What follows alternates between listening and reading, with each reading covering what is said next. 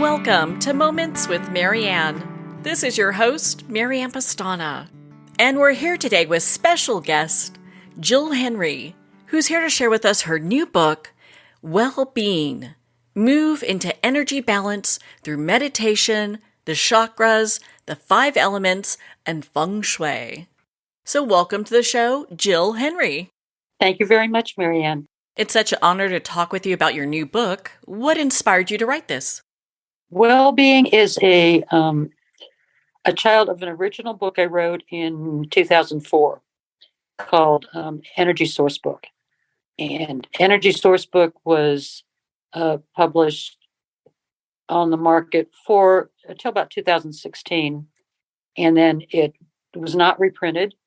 And through a series of interesting circumstances, I ended up contacting Llewellyn Publishers again, and they sent me a new contract to totally revise the first book and come out with a new book called Well-Being.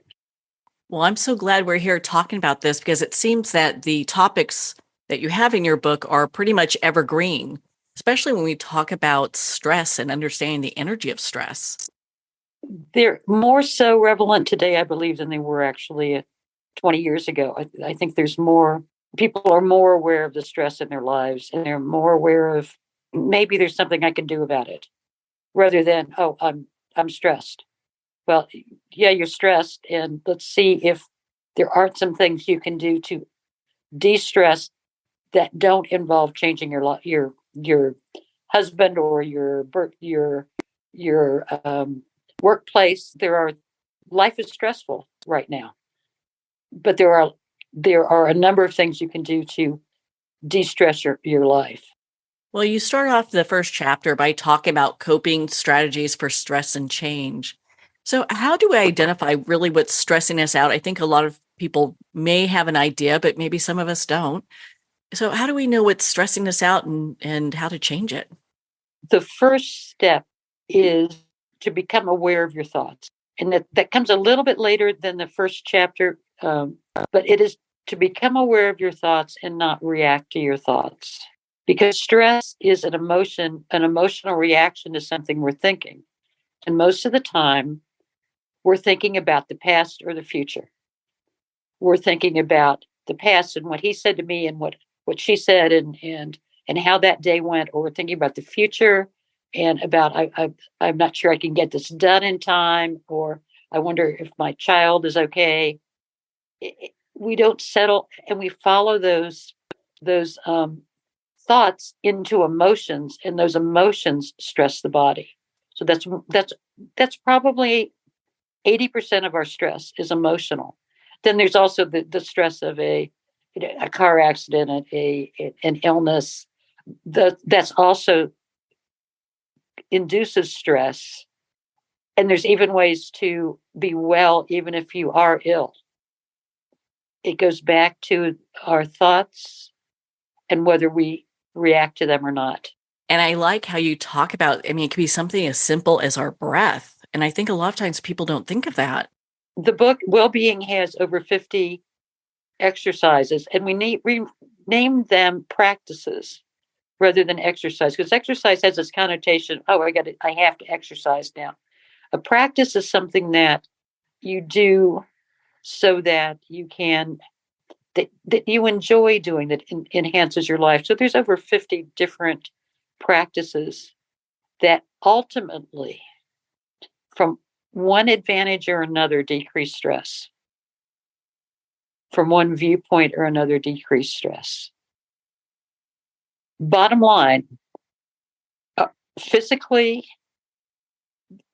our bodies are, when stress physically injures our bodies, whether it's mental stress, physical stress, or emotional stress. And the cells under stress curl up. They don't function frequency-wise harmoniously. Under relaxation, the cells open. You can think about it in terms of a flower that curls up in the dark and opens up in the sun. That our goal is for open cells. I just went really deep there. What question do you have to get us out of that depth. Yeah. I think the next question I have for you is really about understanding our perceptions and the power that that has. So I know you talk about that in your book. Can you share a little bit about that with us? Absolutely. Perception is what makes stress. And perception is so different for so many different people. One person, the cliche about perception is one person loves to ride a roller coaster and comes off invigorated. The other person comes off with the adrenal systems flowing, scared to death. It's the same circumstance, but it's our perception of it that's different. So something is stressful to one person, but not stressful to another. Those perceptions, and boy, I really don't want to go real deep on this, but those perceptions come from, or perceptions from early childhood. Early childhood. I can remember, for years and years, I really got fearful when it would start raining. And I can remember as a little child being just really scared and running into my parents because I could smell the rain and say, "Oh my goodness, it's going to rain." And then my mother mentioned to me that when I was like 2 weeks old, she was heading out of the house with me, and she opened a black umbrella over me, and I started screaming. That's a perception that was associated with rain. It doesn't matter where the perceptions come from. That was just an example. What matters is for me to recognize that I might always, when it starts to rain, have a little bit of a thought about that subconsciously. But if I look at the thought, I don't have to react to that anymore. It's reaction to our perceptions. It's like we're uncovering an onion here. And in the book, I try to do it segmentally, piece by piece by piece, but it's uncovering an onion with what is the bottom line. The bottom line is I keep scaring myself. So is stress and relaxation a choice? Is that something we can mentally make as a choice? Yes, we can say stop. I'm going to stop scaring myself. But saying it intellectually doesn't make a whole lot of difference. We can learn to breathe into a stress and it'll dissipate. We can learn to physically change the focus, put on some music. We can walk away from a situation when it is starting. If we have the ability to walk away, we can walk away and say, I choose to not engage in this right now. The more we practice observing our thoughts, the less stress we have, because it's not the thoughts that are injuring us. It is the emotional reaction to the thoughts. Breathing puts us, for example, on the present moment, on the right here and now. If I follow my breath in and out, or I count to 4 breathing in, count to 4 breathing out, I've now shifted my attention from a thought about something back to the breath. I do a lot of breath counting before every interview, especially the radio kind of interviews, because you lose the feedback from actually seeing somebody. So I get stressed. I don't let it consume me. And I guess I'm trying to say that there's stress there, but if it's chronic stress, it lets us consume us. And if we have no tools to combat it, we stay in that chronic stress state. So well-being is about being well regardless of the circumstance, coming back to being in a calmer, more receptive state. The premise is we absolutely cannot control our thoughts. And to control our thoughts is ridiculous, because our brains are like little computers, and they've got program after program after program in there. And some people kind of say, well, I can't do anything because I can't control what I think. Well, yes, true. You can't control what we think. What we can control is totally in our control, is our reaction to what we're thinking. So I know a lot of people, it just seems like it's something that's common in this day and age. I mean, we're all running around like we have tigers after us. in this constant state of stress. So having these simple things that you can do as far as like focusing on your breath. I know you talk about affirmations in your book. That really helps people get to a point where they can start making small changes. Exactly. Exactly. So with meditation, how does that incorporate into all of this? There are thousands of different ways to meditate and pray, the same kind of thing. The fundamental meditation for me that for years and years that I teach people is to start with 5 minutes, set aside 5 minutes in which you're sitting, you're following your breath in and out, you're just feeling it, almost like the waves on the ocean coming in and out. You're feeling your breath. And every time you start thinking about something else, you come back to your breath. You detach from that thought.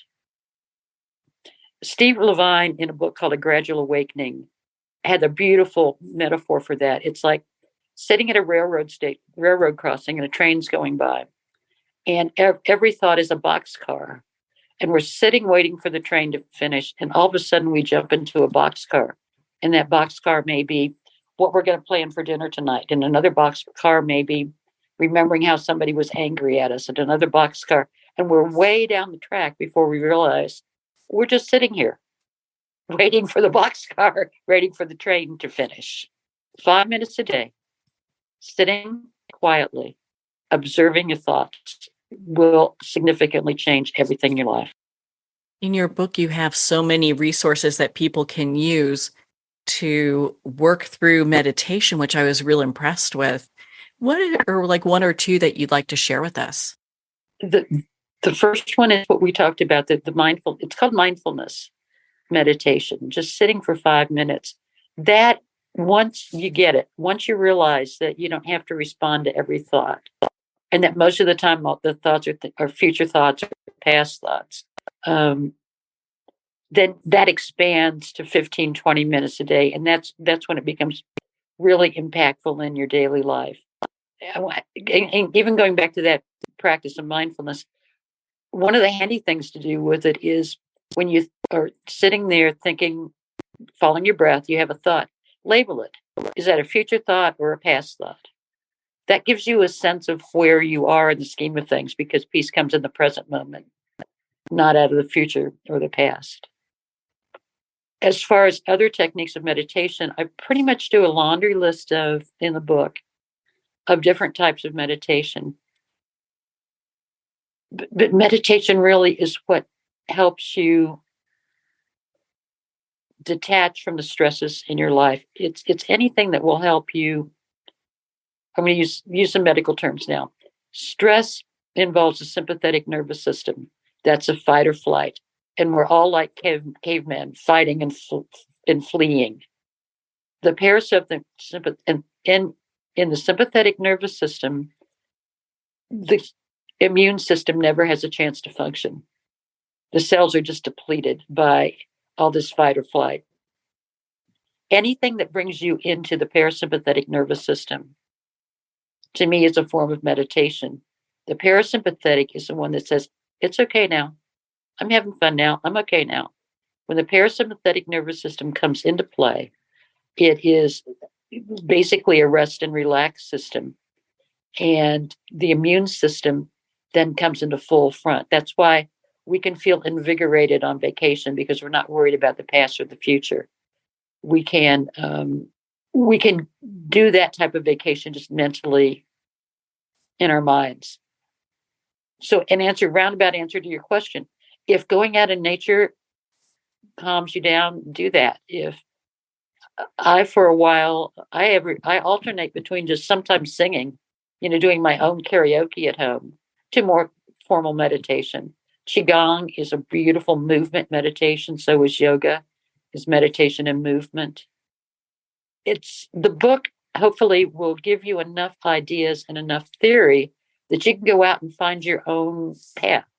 If you're living in a town with a Qigong instructor, you might try Qigong, or you might try Hatha yoga, or you might go visit a store like mine, which is a metaphysical store, that will guide you to those areas that you feel best in.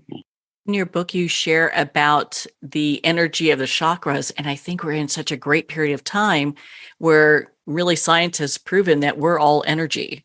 And to look at our chakras as in that context, I think gives us a lot of, I think, affirmations in many ways to how to take care of the energetic body, but also how we should also be taking care of our chakras. Yes, it's reframing our body. If we believe we're in totally a physical body that doesn't have any influence except the physicality of it, then we're looking at ourselves as solid. And in that solid state, we get stuck. Oh, I have this problem. I have this. I have this. Always had this. Energy helps us understand that these are patterns. They're patterns of disease, patterns of energy, and that we have our own ability to release and allow and relax with them. I want to do a caveat here that I would never tell anybody to not use conventional medicine. I would never tell anybody to change their religion. Conventional medicine and your religion and your spirituality are what's right for you.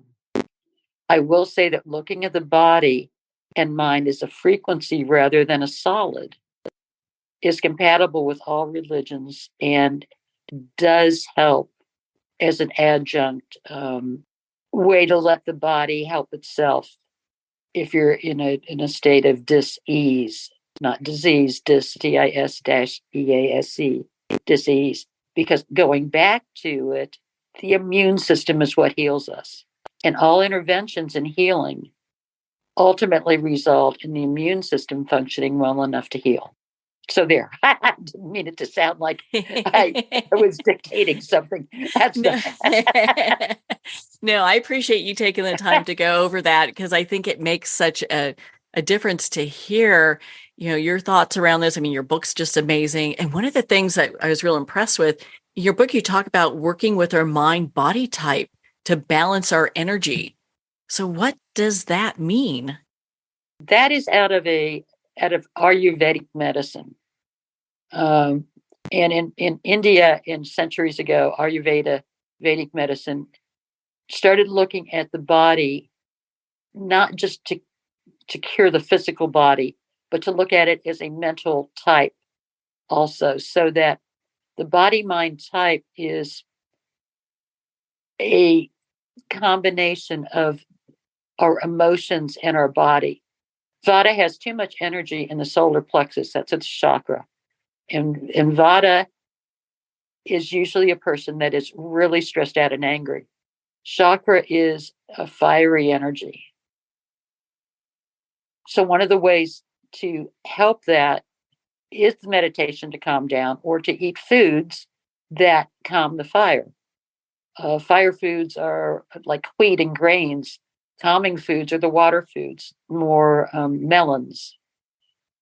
And that's just a really quick, brief example. I go into detail in the book, but that is looking at not I've got this problem with my digestion, but look at the whole thing. Look at the nutrition, look at everything look at what you're thinking, look at what you're worried about. Because if the body is frequency, and science right now is saying it's not solid, it is all frequency, then the goal is to make these frequencies harmonious to work together. And that means it's got to be mind and body, mind, emotions, and body working together. Because there's so many just nuggets and jewels within your book. I mean, I understand it's balancing the energy of your environment. I mean, there's lots of different things we have to take into consideration. There is. And probably the biggest thing, one of the bottom lines of the book is to allow people to understand that all of us are more powerful than we thought, and powerful in a good way. It isn't that we are helpless victims of a harsh environment. Now, we can be victims of a harsh environment, but even in then, we're not helpless. Even in then, we still have, in the harshest environment, if you read some of the Viktor Frankl's book of his time in a concentration camp, even in the worst environment, he was able to survive through his own mind, through his own emotions, through his own meditations. So it frees us to look at what we can do and take that responsibility for what we can do rather than handing it totally over to somebody else. Hand it over well enough that, yeah, I'm going to go to a doctor if I'm sick. That's a no-brainer. However, I'm not just going to wait on that to be fixed. I'm going to look also at what I'm doing. There's a Cherokee story about a young brave who goes out in the woods to hunt, and he's hunting and he shoots himself in the foot. First thing he does is he goes to the emergency room and he gets the arrow taken out of his foot. Second thing he does is he goes to the herbalist, the wise woman, and she fixes up the herbs and the medicines he needs to heal his foot. The third thing he does is he goes to the shaman to find out why he shot himself in the foot. I think that's important to understand it from all aspects. And one of the things in your book, you talk about beliefs or paradigms of encapsulated energy in the quantum field that affect our well-being. And I think that ties in so nicely with your story, and love for you to expand on that because, my goodness, they play such a huge part in what we do. Yes, you just said it. Beliefs are encapsulated energies. And what we believe commands our attention. And what commands our attention commands our energy. I have another story, and I only know how to say this in stories without getting on it like my little pedestal again. In the 1940s, 1950s, so there was an article written in the American Medical Journal, from a person in the Northeast who had cancer. He went to his doctor. Doctor said there was a new pill for cancer.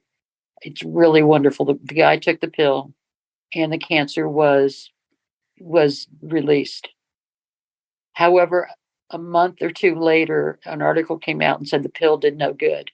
Absolutely proven in studies to do no good. And his cancer came back.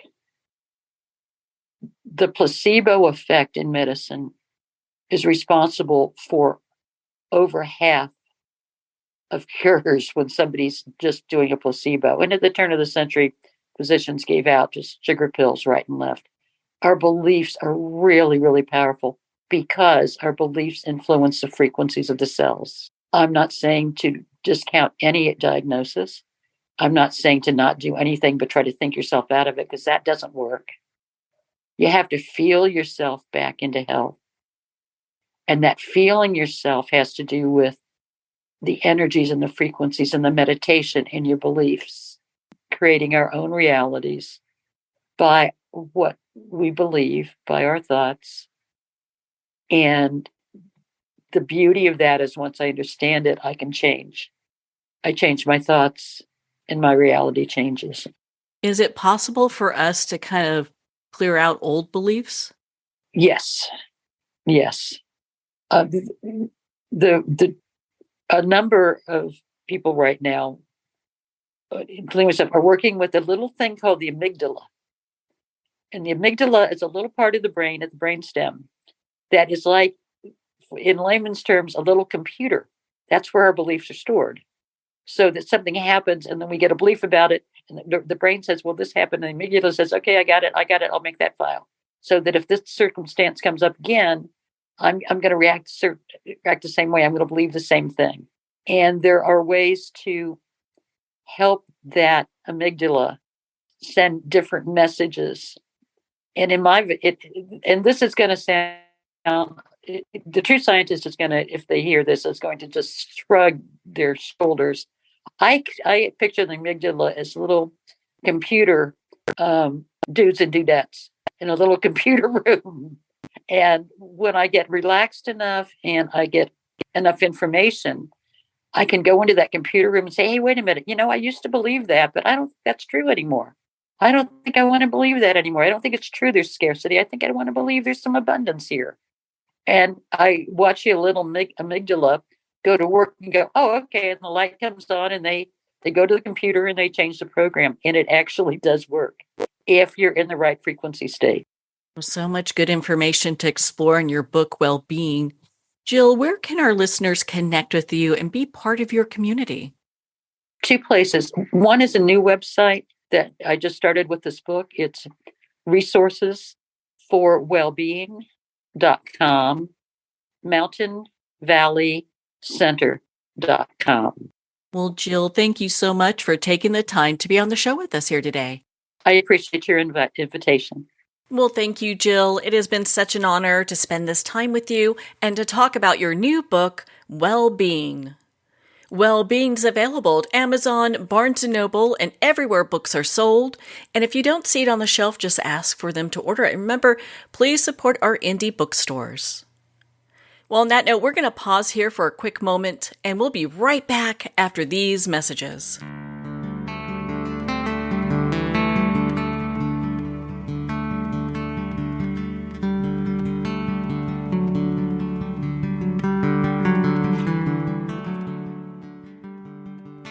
I'd like to thank Jason Eastwood at Guitarfulness for sharing his inspiring music and talent with us. His music is known worldwide for cultivating atmospheres of harmony, inner peace, and clarity. Visit Jason's website at guitarfulness.com. Join his newsletter, be part of his community, and download his music.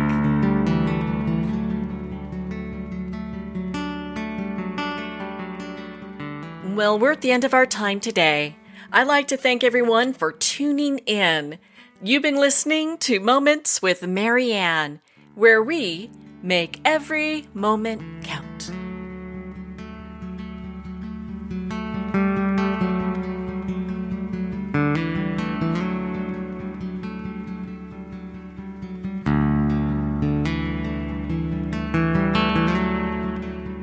In a single moment, your life can change. Moments with Marianne is a transformative hour that covers an endless array of topics with the best of the best. Her guests are leaders in their fields, ranging from inspirational authors, top industry leaders, and business and spiritual entrepreneurs. Each guest is gifted and a true visionary. A recognized leader in her own work, and while teaching others to develop, refocus, and grow, Marianne will bring the best guest and sometimes a special surprise. Don't miss this. You never know just which moment will change your life forever.